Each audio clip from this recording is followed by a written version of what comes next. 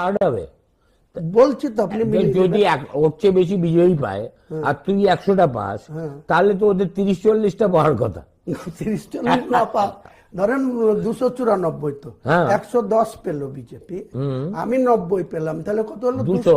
তাহলে বাকি থাকে 94। তাহলে কংগ্রেস সিপিএম 0 আছে, আবার যদি তাদের একটা নওশাদ আছে, ওরা যদি 10-20 পায়, তাহলে এরা 70-80 পাবে।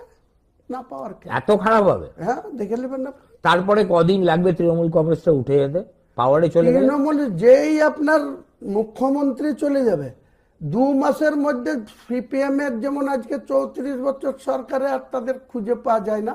বিমান বাবু, সুজন বাবু, আরো কয়েক বাবুকে ছাড়া কারো তো খুঁজে পাওয়া যায় না। নতুন এদের অবস্থা খুবই খারাপ হবে, কারণ বাংলার মানুষ একটা বিড়ালের গলায় ঘন্টা বাঁধার লোক খুঁজছিল, সে ঘন্টাটা আমি বেঁধে দিয়েছি।